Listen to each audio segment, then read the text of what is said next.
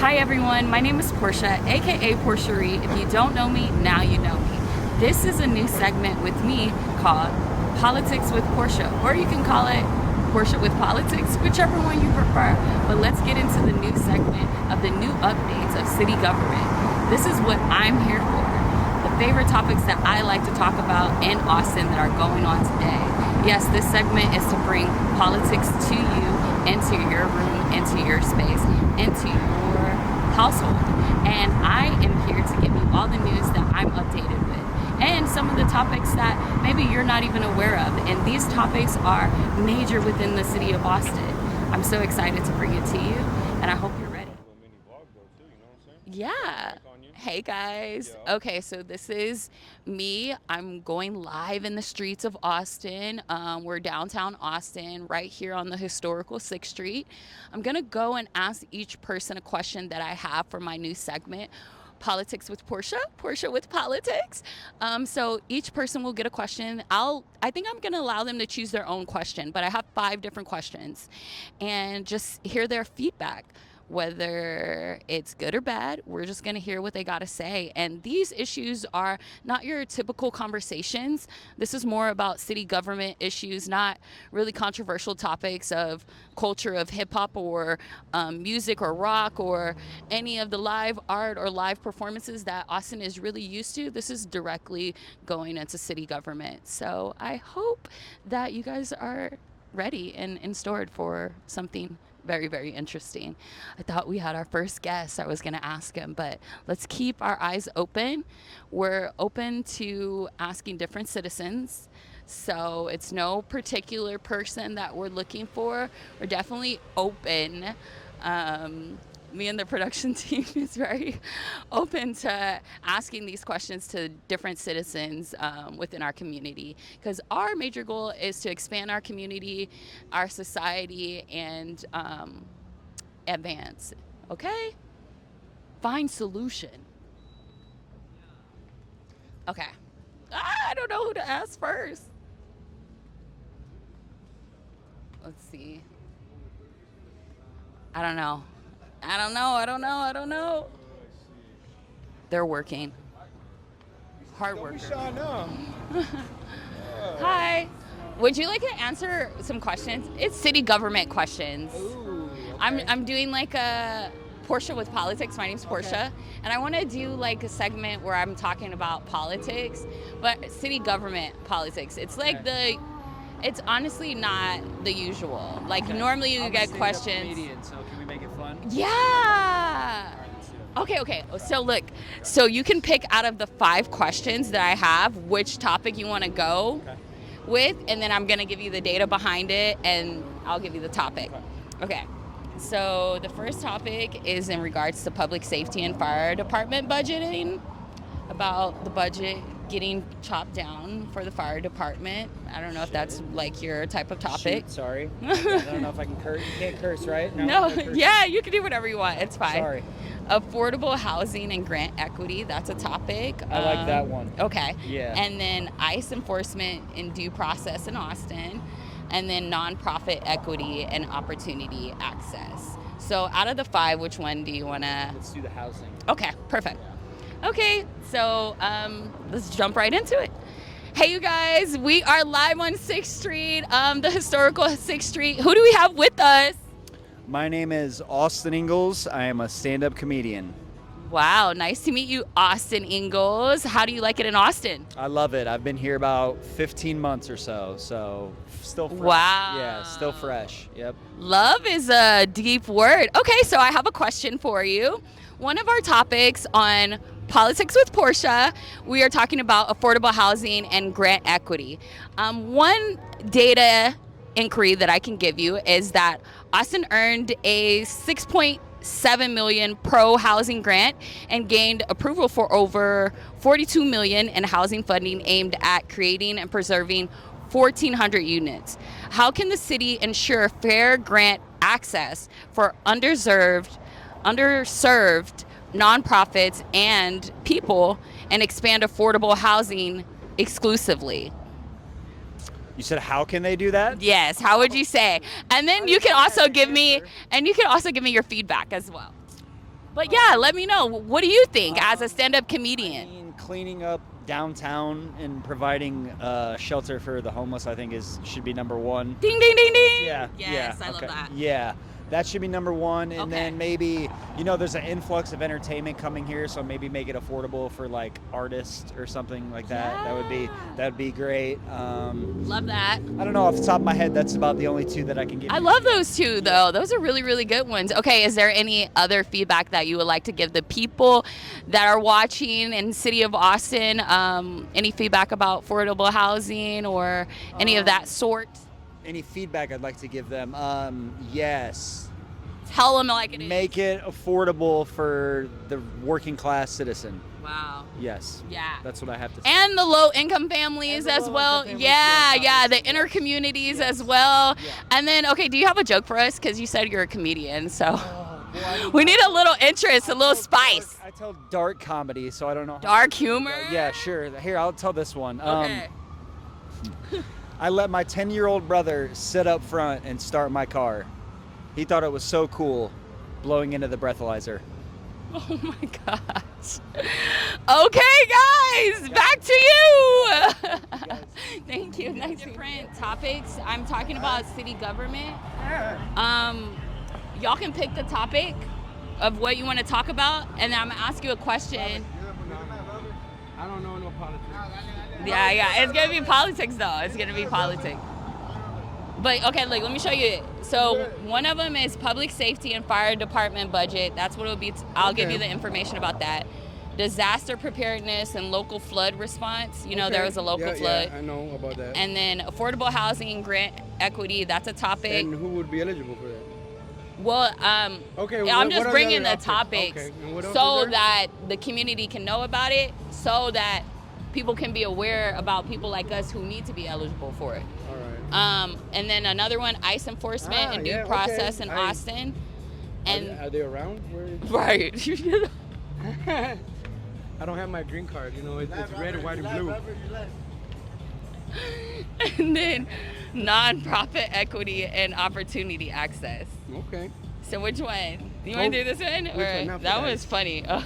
I mean, come on, that's like the most stereotypical ass and Mexican ice But question. no. We can, because I like ice and my sweet tea. Okay. Do you? Yes. All right, but whichever one you want. It's No. Whichever you want. Pick one. It's don't whichever matter. one you want. Let's do the ice. Everybody wants the ice. The ice? ¿Lo Okay. hacemos en español para que esté más auténtico, or you rather do it in English? Both. Oh, habla español? Poquito, no mucho. No, hey, well, I mean, hey, but why are you doing it in an Italian accent? I know, everybody Come says on that. now. Everyone says that. He's not Everyone Italian. says that. I like Everyone pizza, tells me but that. I ain't that Italian. Okay. You want to do that one though? You can. Okay. So how many Can questions? you 5 hold- questions? It's just one. You picked out of my 5. Okay. It's just the one question. But I'm gonna ask you a like neutral question about it. But I'm gonna give you information in regards to it. Okay? Okay. Okay. All right. Hey, you guys. It's your girl Portia, back with another video, of course. Okay, no, we're gonna crop that because I already said that. Okay. Hey, everyone. We're tuning live on 6th Street. On to the next topic. The next topic that we have is ICE enforcement and due process in Austin. In early August 2025, U.S. Rep. Greg Casar called for transparency after ICE arrests near a central Austin construction site triggered concerns about due process and coordination with state agencies. Additionally, Travis County passed a resolution mandating humane street treatment and due process protections, such as clearly identifiable officers, body cameras, and prompt public reporting. How can city officials, here's my question to you, Okay. how can city officials and law enforcement ensure immigrant communities receive constitutional protections and clear communication about enforcement actions? Okay, well, I think that would actually stem down to Donald Trump and the way he's handling it, you know, because by the looks of it, he don't really like Hispanic people, right? So most people are not going to be up to be like, oh yeah, you know, I don't have any papers, so yeah, what's the next step going forward? So most people are just going to hide. So, I mean, to answer that question, I don't know. Because, I mean, how would you answer that question? That is a tough You question. see, like, Yeah. Donald Trump don't like people, I guess. And, I mean, a lot of people don't like people, right? But when you tell a lot of you're a public figure and you let people know and you tweet about it, I mean, come on. Yeah. So Hispanic people are scared, you know.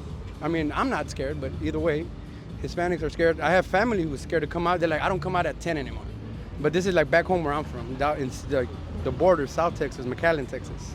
Wow. 956, and my dad's scared to come out too, and he has nothing to fear. It's bad. Yeah. I have not seen many ice here, but then again, it's Austin, you know.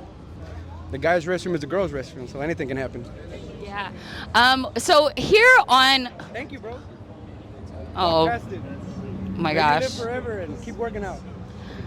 We'll just crop into that. But yeah, so no, it's okay. Thank you. Thank you for your feedback. Just give us 1 second. Thank you for your feedback on that. And thank you for giving us, you know, your real, raw, honest response. Here on Politics with Portia, we like to stay neutral in all topics, but hearing your sincere response is very valuable to the piece of Austin that we need to really, really bring awareness to. A lot of people and families from even your responses are in hiding, and that's unfair. Yeah, that's unfair. Yeah, I would say that part where we do want to stay neutral, but that part I would say is completely unfair. I would say to citizens as well as, you know, Making people working, you know, like literally working. They come to your job site and they just take you. And I work out in construction, you know, so that's scary to come. If they come for us, they might take one of my friends, you know, one of my brothers. I work with these guys every day. I watch their back, they watch mine, and how would I have to watch for the ICE to come in too? You know, it's like an extra security measure as well, safety. You gotta have a clear mindset when you're working, and you can't when you're scared that ICE is coming.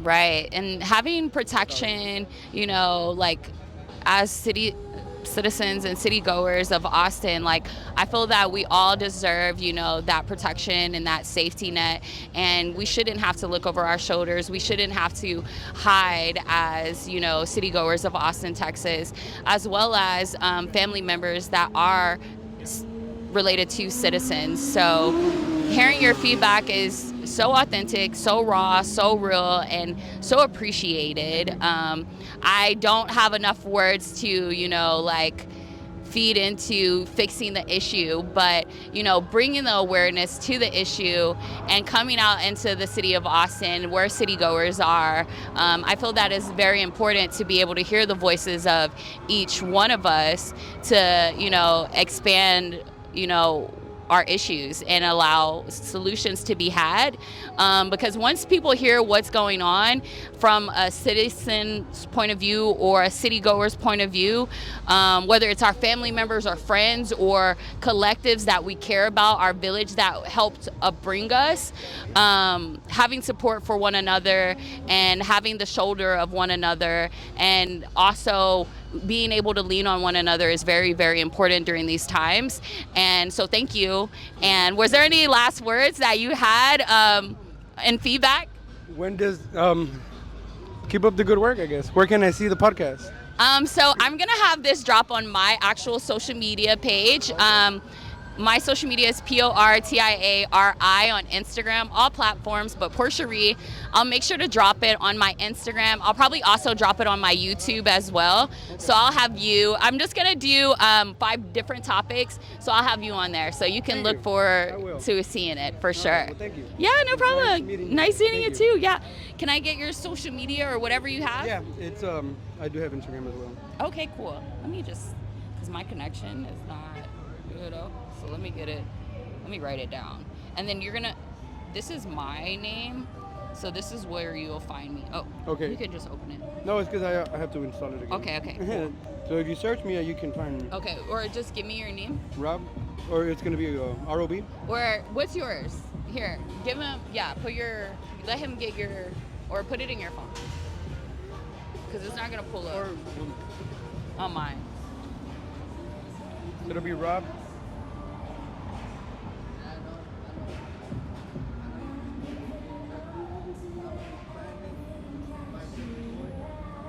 There's gonna be a P there. Hey everyone, it's Portia, and I am back with another topic, and we have with us Coda Brown. Kuda, let everybody know who you are. Austin native, actually from a section called Montopolis, born and raised, also hip hop artist, and one day hopefully I can be a philanthropist to help my city grow musically. And, Yes. I'm just happy to be a part of Miss Portia's Portia with politics, Portia. politics with Portia. Politics Okay. with Portia, yep. So exciting. Thanks for being a guest. So we have questions, and I've had 5 different topics, so we brought in a new topic. And one of the topics that we're going to bring in is affordable housing and grant equity. So I'm going to give you a little data behind that, and then I'm going to ask you a question, and then any information that you want to give us on this topic and to answer the question, you can just go ahead and the floor is yours, okay? All right, so Austin earned about, they're saying estimate 6.7 pro housing grant and gained approval for about 42 million in housing funding aimed at creating and preserving 1,400 units. How can the city ensure fair grant access for underserved nonprofits and underserved community goers and expand affordable housing inclusively? I truly believe the best way for that to happen would be um, more display of these opportunities, not just by internet or he say she say. Yeah. I believe there should be more commercials and segments in Fox News to actually talk about this and utilizing these platforms, because people are still utilizing like radio for entertainment and also advertisement. So I think those attributes needs to be utilized more, and then individuals actually need to just go ahead and take that risk and go out there and get some information, even if they can't get approved, to at least know what they need to get approved the next round. Okay. I think the fear of actually going out there actually needing help is dictating a lot of these numbers to fluctuate. So it's a give and take. I think the knowledge and the availability needs to be there, but also people need to actually take the pride out of the situation and know that if this is my first time owning or learning about owning a house, I should take this opportunity, because it puts me in a different market when I am ready to get the house that I'm actually looking for, my dream home. Right. Because I've been through the wrecks already. So.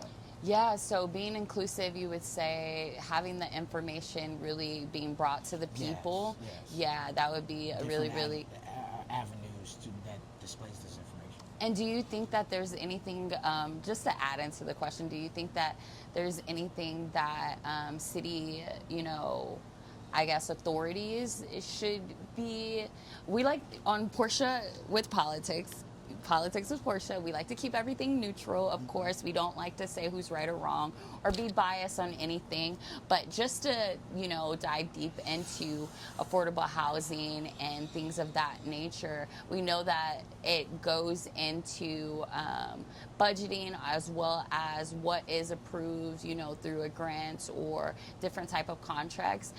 Is there anything that you will look forward from the city authorities to really expand with even the units, so to say, or even maybe even helping more of the low-income families or the inner communities or the underserved? I think that all goes back to what I said before, and that's visibility. These individuals have to be visible and available for them to ask those critical questions, because those are a list of so many options I can go into answering that. But the critical point and the foundation that anybody's looking for that's listening to this is the availability for those individuals and those government officials to be available for them to ask those things. So if it's not in place now, it can be in place in the future. Okay, so basically making sure that it's available to the citizens, the community. No, that the actual government official is available to the citizens. We Oh. can actually come and have these conversations. Oh. The meetups, that's what's going to switch these numbers very well, because now you're not just talking from behind a camera. I actually understand and have an actual rapport with you from meeting you one-on-one. Oh, so wow. now you're feeling where I'm coming from. And what my needs are. Yeah, definitely. Okay, well, y'all heard it here, okay? He went ahead and answered the question perfectly. Couldn't do it better myself, okay? Could any last words? Let them know where to find you on social media, and thank you so much for being on Portia with Politics. My name is Politics Cooter with Brown. Portia. Politics with Portia. Cooter Brown. You can check me out on all social media platforms. Going with COOTABROWN and the numbers 4-1. Y'all make sure to follow the beautiful and the intelligent Portia with Politics and the man behind the camera through the lens. Hey, shout out to the team, shout out to the production. We're just running through topics after topics after topics, and here we are to bring you another one. We're live at the fire station to give you our other topics that we have. We're gonna combine two of our topics and questions into one, and I'm gonna ask our production team behind the camera these two questions, so we won't have to keep looking for citizens to give us responses. We're just gonna give it live from our channel and from us ourselves, and stay neutral through it all, but also give you our real raw feedback. The topic of today, the major topic of the big moment of the moments of the moments, is in regards to fire station, hence why we're at the fire station now. Public safety and fire department budget. That has been a circling topic where they're saying that the city manager is moving to trim about $8.3 million from the city's budget by reducing fire engine staffing 4 to 3 firefighters, a change opposed by the Austin Firefighters Association for potential safety risk. Though Fire Chief Joel Baker supports the necessity due to fatigue and fiscal constraints. One of the questions that I have for you, Stephen, behind the camera, what collaborative strategies can ensure community safety without cutting critical frontline services, you would say? Without cutting critical frontline services, I would say that I guess they need to have they need to dissect the most important things that they cannot live without whatsoever, because cutting into a budget for first responders, EMS, firefighters, anything like that, like those people go out and they're trained to do certain things that no average person can do. So right, like we saw, for example, in the mass flood, one person went out there and rescued over 100 people. Why would you want to cut a budget for someone that has that skill set? So right. maybe And have the tools and have the tools. So yeah. I get things need to be cut, but hey man, find lesser things to cut and move the money around and make it make sense. Whoever's got to be in that room, put them all in that room and make that make sense, because I don't know, cutting firefighter budgets, like cut a school budget or something. I mean, I'd rather have the firefighters. I'd rather firefighters have more money than the schools or something. I don't know. Just find a way to make it make sense. So here at Portia with Politics, we like to stay neutral. So no answer is wrong answer and no answer is the right answer. We like to stay neutral, but also hear the feedback of our citizens and natives. So thank you, Stephen, for giving your feedback on that. I do want to dive into one of our other topics, which goes along with first responders and public safety, the disaster preparedness and local flood response. In July of 2025, Central Texas flash flood killed over 130 people. So it was said, and many of the areas previously was designated as flash flood prone areas, yet residents lack the timely warning. How can they, as the city, improve alerts, zoning enforcement, and community education to prevent future loss? I feel like to be able to definitely stay on top of giving more people a better warning. I feel like listening to a lot of people when that massive flood happened. Yeah. A lot of people just had, yeah, sure, they said it was a flash flood, but it's like, I'm no meteorologist or anything like that, but I find it very hard to believe that there was no way to give out a major warning within, even if it's 10 minutes before or 5 minutes before, that message could have probably saved hundreds of lives. Right. So what would you suggest as far as a notification, so to say? And remember, we like to stay neutral, so every answer is not wrong or right. We just like to hear the feedback of natives. Maybe if not trying to be funny, but like if the iPhone messages tactics didn't work, like when there's Amber Alerts or flash floods or thunderstorms or something like that, maybe in like those parks they have like a like an emergency, some sort of outlet or a phone or a megaphone or something in those parks that they give people to, hey, you know, answer this if when this rings, it's an emergency. Like if this goes off, like there's a reason it's going off, to give people in those parks a better opportunity to hear the noise when they're not around their phones, when they're not around watching TV or something like that. Give them some sort of an emergency device to be like, hey, if y'all think something's going wrong, or if we think something's going wrong, this is a direct line to safety. Okay, yeah, so finding new tools and new ways to put in the people's face of being notified, and that's really, really crucial to have those notifications. So finding solutions and finding new ways and tools to really vocalize what's going on, whether it's a flood or any major violent issue that is occurring within nearby cities or within our state. Having those notifications is very important. So that goes into listing about the preparedness of the flood, as well as cutting that budget for first responders. Well, directly they are looking to cut the budget for firefighters, but we know firefighters to be one of our major first responders. So keeping in mind that our budget within Austin, Texas is every year around October, where billions of dollars go out. And so being able to really allocate those dollars in the right places and making sure that people are being funded, as well as monies is going to the right places to be able to assist our communities the proper way. And like I said, we like to stay neutral to it all, but we also want to bring you the information. So allowing you guys to know that the budgeting usually happens around October, and they're considering to cut the firefighters' budget, and whoever, we don't really know what else they're planning to cut, whether the city manager is doing it or not. But shout out to anyone that is involved, and they're looking over the major data that is necessary to actually decide what gets cut and what doesn't. And also to all the, bloggers, news reporters, and the people itself that allow natives to be able to voice themselves, to really get these personal issues out, to find real solution. And that's our job. That's what we're here for, to find major solution for you guys, to get it to the people what's going on, as well as get the feedback of the people, whether it's you or I or our village or our neighbors nearby, whether we're on historical 6th Street, at the fire department, or anywhere within Austin. Getting you that news is highly important to us. So thank you so much for tuning into the first episode, the first visual of Portia with Politics with Portia, whichever one you want to call it. We are tuning out, and thank you for joining us live. Back to you.